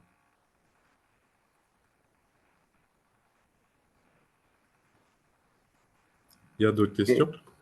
Il y a une autre question, mais bon, ça, je pense que c'est plus privé pour toi. Il y avait Ruben qui demandait s'il peut te rencontrer pour faire un projet. Mais bon, ça, c'est plutôt spécifique au truc. Mais donc, je pense que peut-être si tu veux share tes coordonnées, comme ça, les gens peuvent te contacter directement. Donc, je pense que s'il n'y a pas de questions directes pour Vassus, on va ouvrir le floor à toutes les questions. Donc, on peut poser des questions, mais je vous demanderai si vous adressez une question à quelqu'un de spécifique, de mentionner le nom. Donc, si c'est à Luca, de mentionner Luca. Si c'est à Gildas, de dire Gildas. Ou à Rifidine, donc de juste mentionner les noms si vous avez des questions. Comme ça, on peut répondre. Donc, pour revenir sur la question de Ruben, il te demande s'il veut faire les coraux, quels sont les barrières auxquels il peut faire face permission-wise? Permission-wise. Donc, Juste pour dire à Maurice, donc les permis de restauration de coraux sont réglementés par le ministère de Blue Economy, en l'occurrence Abdon Fisheries Research Center. Donc, c'est une barrière, mais une barrière qui est nécessitée, qui est importante pour que la restauration de corail soit faite d'une façon scientifique et efficace. Donc, en général, il faut avoir une méthodologie, un lieu, des espèces, et il y a des officiers du gouvernement, en général, qui vont vous aider à rédiger le permis, la demande de permis aussi. OK, merci. Donc, est-ce qu'on a d'autres questions?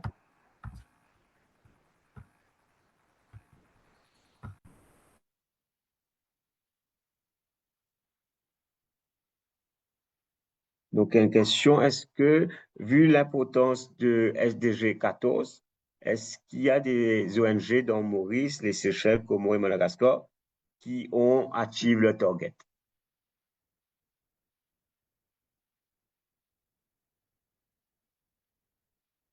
Donc, je ne sais pas si un des intervenants peut répondre à cette question-là.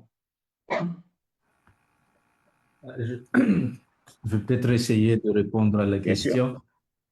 question. C'est une question très, très intéressante et très importante à mon avis. Moi, je pense que je peux me risquer à dire qu'aucun pays n'a encore à réaliser toutes les objectifs de SDG 14 à cette année-ci, en tout cas, pas encore. Mais en tout cas, toutes les actions qu'on a vues depuis quelques années jusqu'à maintenant, que ça continue, tout le focus au niveau global même semble converger vers l'atteinte de cet objectif particulier SDG 14. Mais encore une fois, la non-réalisation, en tout cas les résultats, on va dire, non palpables qu'on voit ou qu'on ne voit pas par ailleurs, est signe de la complexité de la question, hein, de la vie sous la mer, on va dire ça comme ça, et de l'interconnectivité entre tous les pays, toutes les mers. Et donc, on sait bien que au niveau global, aussi bien au niveau global qu'au niveau régional, la, la vraie synergie ou l'action, on va dire, combinée entre tous les pays, c'est encore au mieux, on va dire, sur papier, c'est très accepté, mais dans la pratique, c'est encore très difficile et on n'observe pas euh, cette synergie-là.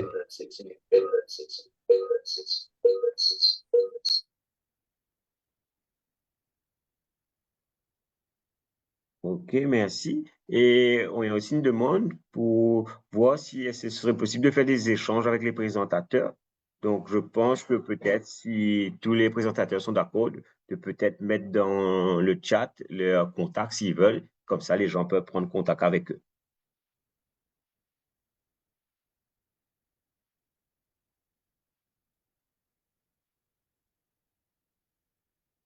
Je vais programmer le bac là, Nico. Prends-le son temps.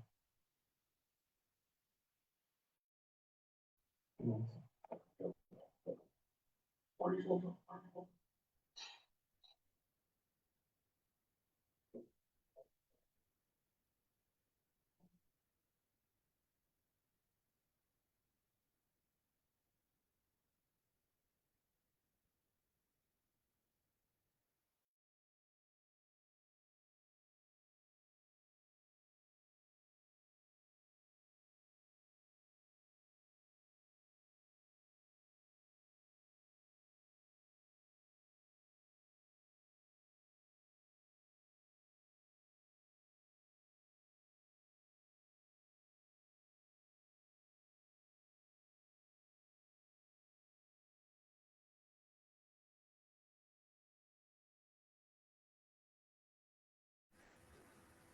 N'hésitez pas à poser vos questions. Please ask the questions to the speakers.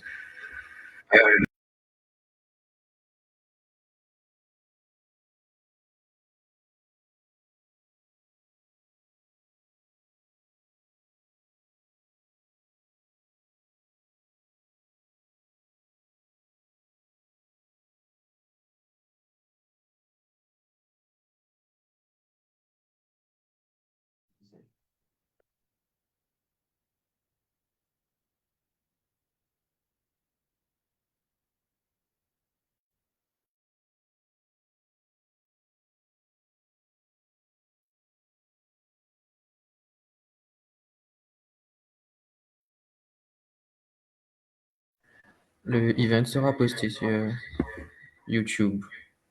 The event will be shared on YouTube of the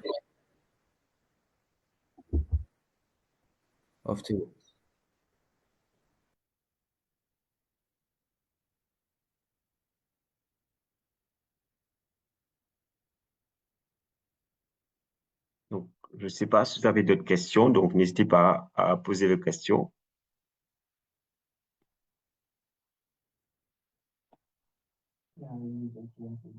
Oui, donc, donc comment on peut travailler ensemble? Je pense qu'on a déjà des contacts et il y a déjà les gens qui sont intéressés. Donc, comme on a les contacts des speakers, donc on peut déjà prendre contact avec eux. Et déjà, je pense que dépendant dans les pays où on est, donc chacun peut déjà prendre contact avec les personnes qui ont parlé de leur pays et de là, voir comment ensuite travailler ensemble. Parce que on a souvent les mêmes problématiques et potentiellement les mêmes solutions, mais on doit quand même adapter les solutions, doivent être très spécifiques à l'endroit où on travaille, parce que ça va dépendre de plusieurs facteurs. Donc ça, c'est quelque chose d'important à prendre en compte.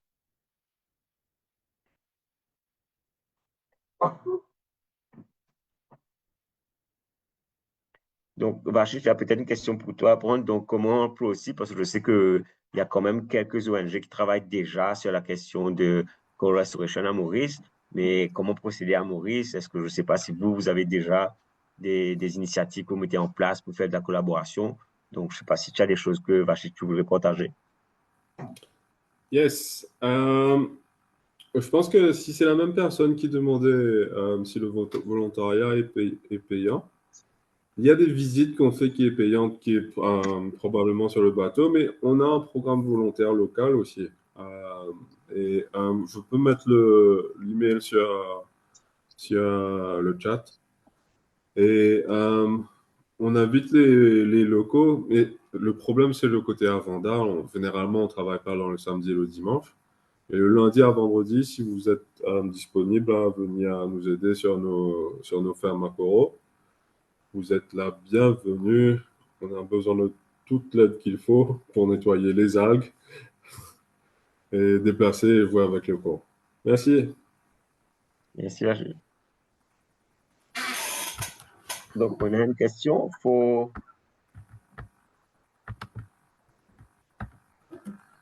those engaged in community for who engage community for their coral restoration project, how do you proceed to have the community engagement for this restoration? Donc, je pense plus comment on arrive à motiver les communautés pour aider. Donc, je ne sais pas si il y a quelqu'un dans les différents pays qui veut répondre comment ils le font dans leur pays et si on le fait ici, qu'est-ce qu'on utilise?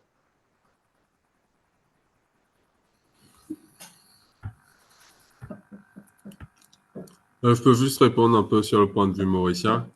Et donc, au départ du projet de restauration de corail avec la UNDP, on a travaillé sur des rencontres avec la communauté pour essayer de comprendre un peu c'est quoi l'apport ou l'intérêt communautaire pour la restauration de corail.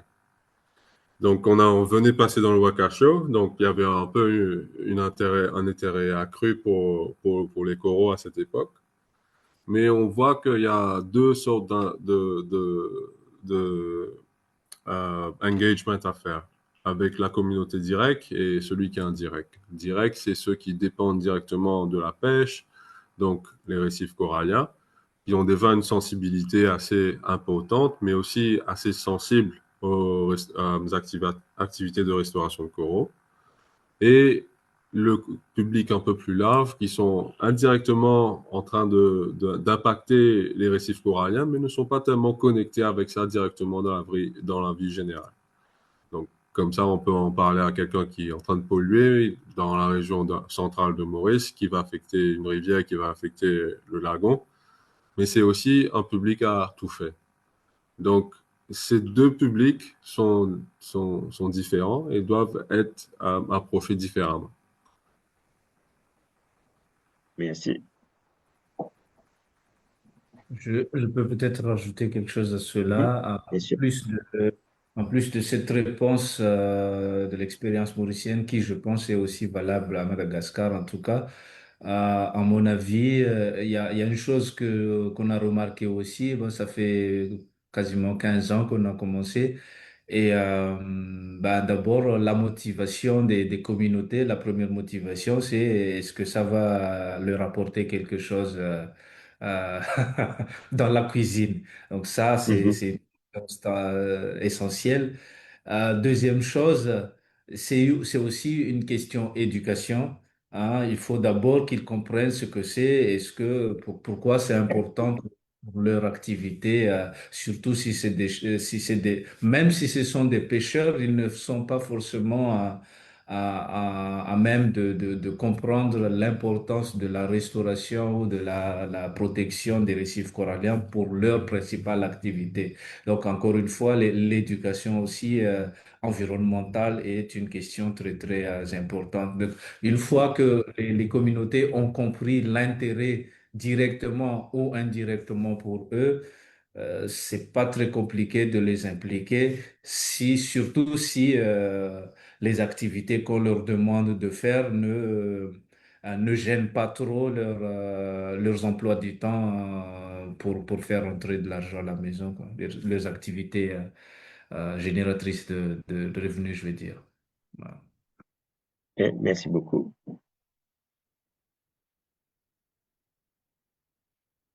Luca, you wanted to add something or?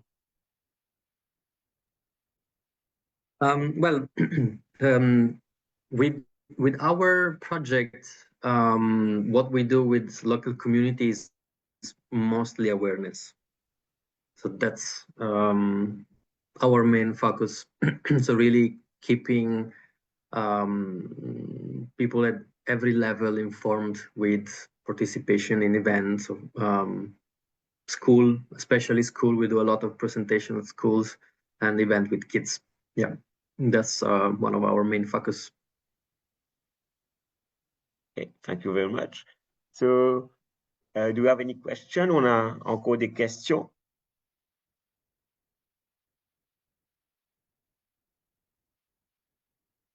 Donc, on a une question. Are the SMEs, donc Small and Medium Enterprises, involved in the Reef Conservation Project in Madagascar, Como and Seychelles? Donc, est-ce que les petites et moyennes entreprises sont partie prenante de la conservation des récifs à Madagascar, au Comores et aux Seychelles? Encore une fois, je vais essayer de répondre pour Madagascar. Oui, en tout cas de plus en plus depuis quelques années. Et d'ailleurs, la plupart des nurseries, des coraux et des activités de restauration, en tout cas beaucoup d'activités ici sont financées et assurées par des fonds privés dans le pays. Notamment, le plus grand, je pense, c'est l'extension du plus grand port de Madagascar qui touche le récif corallien. Donc, l'entreprise qui fait l'extension finance la restauration du récif dans cet endroit-là. Il y a des petites actions aussi qui font partie de la RSE de ces petites entreprises, petites et moyennes entreprises-là, qui commencent à être... Euh, une question à Rifoudine. Est-ce que les communautés locales se sentent impliquées dans les actions, dans les Euh, oui, effectivement. Merci. Oui, effectivement. Nous travaillons. Nous sommes d'abord obligés de travailler avec les communautés. D'abord, nous avons adopté, c'est ce qu'on appelle la cogestion. Nous avons une aire marine protégée des catégories 6. Qu'on travaille souvent avec les communautés qui sont d'abord le membre qui valide nos plans d'action et tous les budgets, les programmes que nous mettons en œuvre. Du coup, c'est un organe, d'abord, c'est l'organe décideur de nos actions. C'est eux qui valident tout. Ce que nous faisons, euh, ils sont bien effectivement impliqués dans ces actions et ils demandent parfois même d'aller un peu plus loin. Ils viennent avec leur aide. Il y a les pêcheurs qui viennent, qui assistent dans pas mal d'actions, parfois dans les suivis, parfois quand on fait pas mal d'actions dans, dans nos actions de suivi écologique, restauration, ainsi de suite. Mais nous, euh, comme je vous l'ai dit, on travaille à 100% avec les communautés locales. Ok. Merci beaucoup. Donc, on est presque à 8 heures, donc on va prendre peut-être une dernière question et après, on va remercier tout le monde de leur présence. Donc, une question, donc, Investia Budget, pour ça, je pense que c'est plus pour côté Maurice. Investia Budget, there are new sectors being introduced, blue economy, for instance. What is the state of blue economy in Madagascar, Comores, and Seychelles? Donc, je ne sais pas s'il y a quelqu'un qui veut répondre à ça.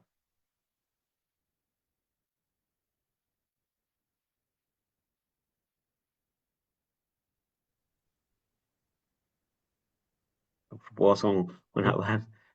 Ou Gildas, tu vas répondre. Oui, j'ai essayé de répondre. C'est une question très large. C'est une question très large. Moi, j'ai envie de dire que on a actuellement dans le pays, en tout cas, le ministère de l'économie bleue a pu développer et sortir toutes les stratégies, en tout cas les plus basiques sur l'économie bleue. Donc, pour le moment, on a les documents et le gouvernement essaie maintenant de mobiliser tous les acteurs pour appliquer et pour travailler sur la mise en œuvre de ces stratégies et différentes directives. Voilà. C'est une réponse aussi vague, mais c'est ce que je peux faire à ce stade. Merci beaucoup. Donc, je crois qu'on va remercier tous nos intervenants et pour la présentation qui est très intéressante. Et donc, ce qu'on va dire, bon, on a été en contact. J'espère que les personnes intéressées vont pouvoir prendre contact avec les intervenants. Donc, je voudrais remercier Lucas, Gildas et Henri Fidine. Donc, merci beaucoup et aussi Vachiche, bien sûr, pour vos interventions très intéressantes. Donc, j'espère qu'on aura des suivis et que les gens vont prendre contact avec vous pour s'inspirer de ce que vous faites. Donc, Lucas, just to say for your intervention, very interesting. So I hope this is going to motivate people to want to take action to do coral restoration, and hopefully people will get in touch with you guys in order to do exchange and to just make more. But thank you very much all for your presence. Et donc, merci aussi à tous les intervenants et ceux qui ont suivi le webinaire et qui ont posé des questions. J'espère que ça a répondu un peu à votre question. Je vous souhaite une bonne soirée et encore merci à tous. Thanks a lot, everyone. Merci, thanks a lot. Merci. Merci. Merci.